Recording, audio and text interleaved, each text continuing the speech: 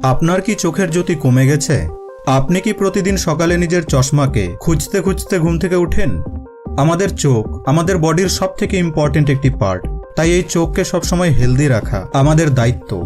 তো যদি আপনি নিজের চোখকে ঠিক রাখতে চান এবং কন্ট্যাক্ট লেন্সেস অথবা চশমা থেকে চিরজীবনের জন্য মুক্তি পেতে চান, তাহলে আজকের এই ভিডিওটি আপনার জন্যে। #No promotion. এই ভিডিওটিতে আপনি 5টি এমন ইজি আই কেয়ার টেকনিককে জানতে চলেছেন যা আপনার চোখকে তো ভালো রাখবেই, তার সাথে সাথে আপনার দৃষ্টিশক্তিকে বর্তমানের তুলনায় অনেক গুণ বাড়িয়ে দেবে। এই 5টি স্টেপকে আপনাকে প্রতিদিন ফলো করতে হবে। প্রতিটি স্টেপ এতটা সিম্পল আছে যে আপনি এগুলিকে নিজের বাড়িতেই টাকা খরচ করে কোনো প্রোডাক্ট না কিনেই বাড়িতেই ফলো করতে পারবেন। শর্ত শুধু একটাই যে আপনাকে এই স্টেপগুলিকে রোজ ফলো করতে হবে, কমপক্ষে 21 দিন পর্যন্ত। 2 থেকে 3 দিনের মধ্যেই আপনি এর রেজাল্ট পেতে শুরু করবেন। So let's begin. Step 1, I exercise. এই এক্সারসাইজটিকে করার জন্য আপনার 10 মিনিটের প্রয়োজন। আপনি যে কোনো জায়গায়, বাড়িতে, পার্কে, পড়াশোনা করতে করতে, কোথাও যেতে যেতেও এই এক্সারসাইজটিকে করতে পারেন। এই এক্সারসাইজটিকে করার সময় আপনি যদি চশমা বা লেন্সেস পরে থাকেন তাহলে সেটিকে খুলে নিন। সবথেকে প্রথমে আপনি 10 বার নিজের চোখকে উপর এবং নিচে করুন। যতটা উপরে যেতে পারে এবং যতটা নিচে যেতে পারে নিয়ে যান। এবার 10 বার লেফট এবং রাইটের দিকে নিয়ে যান, ঠিক এইভাবে। এবার 10 বার ডায়াগনালি চোখকে টপ রাইট এবং বটম লেফটে নিয়ে যান। এবার এই সেম জিনিসটিকেই 10 বার অপোজিট ডাইরেকশনে করুন, অর্থাৎ টপ লেফট থেকে বটম রাইটে নিয়ে যান। এবার চোখকে 10 বার ক্লকওয়াইজ ঘোরান এবং 10 বার অ্যান্টি ক্লকওয়াইজ ঘোরান। এবার আমরা করব সবথেকে ইম্পর্টেন্ট এক্সারসাইজ, যা হলো আই পুশ আপস। সবথেকে প্রথমে আপনি নিজের বুড়ো আঙুলকে নাকের কাছে 2 চোখের একদম মধ্যস্থানে নিয়ে আনুন। এবার নিজের বুড়ো আঙুলের সবথেকে উপরিভাগকে দেখুন এবং ধীরে ধীরে ফোকাসকে না সরিয়ে নিজের হাতকে দূরে নিয়ে যান এবং সম্পূর্ণ ফোকাসকে বুড়ো আঙুলের টপে রাখুন। যখনই হাত স্ট্রেচ হয়ে যাবে তখন নিজের ফোকাসকে আঙুলের পেছনের দৃশ্যতে নিয়ে যান। এবার আবার সম্পূর্ণ ফোকাস আঙুলের ওপর নিয়ে আনুন এবং আঙুলকে আবার নিজের নাকের কাছে নিয়ে আনুন।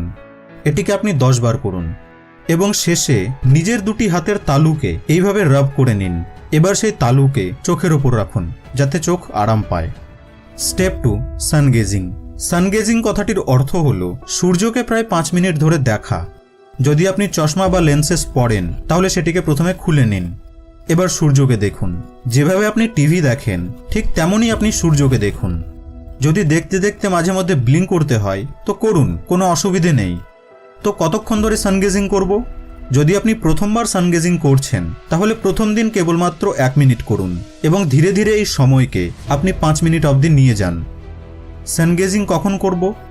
সূর্যোদয়ের 1 ঘন্টার মধ্যে অথবা সূর্যাস্তের 1 ঘন্টার মধ্যে আপনি করতে পারেন। কখনোই দুপুরবেলা বা প্রখর উত্তাপে সানগেজিং করবেন না। সানগেজিং করার সময় সূর্যের কিরণ আপনার চোখের ভেতর অ্যাবজর্ব হয়, যা আপনার চোখকে হিল করার কাজ করে। সানগেজিং হয়ে গেলে এবার নিজের হাত দুটিকে রাব করে নিন এবং চোখের ওপর রাখুন প্রায় 30 সেকেন্ড অবধি। এই টেকনিকটিকে বলা হয় পামিং, আর এটি খুবই গুরুত্বপূর্ণ কারণ এই সময় আপনার চোখ সূর্যের কিরণকে গ্রহণ করে। পামিংয়ের সময় আপনাকে নিজের চোখকে চাপ দিতে বা স্পর্শ করতে হবে না, শুধু ঢেকে রাখতে হবে। ওয়েল, আপনি কি জানেন সূর্য হলো প্রকৃতির সবথেকে শক্তিশালী I doctor. Step 3, cucumber I packs. এই স্টেপটি খুবই সহজ। একটি শসাকে স্লাইস করে বা এইভাবে ঘষে টুকরো বানিয়ে নিয়ে সেটিকে চোখ বন্ধ করে তার উপর রাখুন। এই অবস্থায় কমপক্ষে 15 মিনিট থাকুন এবং নিজের চোখকে রেস্ট দিন। যখন আপনি চোখের মধ্যে শসার স্লাইসকে লাগান তখন আপনার মস্তিষ্কে 2 ধরনের টেম্পারেচার মেনটেন হয়। আপনার চোখের স্থানটি শীতল হয়ে যায় এবং আশেপাশের এরিয়া গরম হয়ে যায়।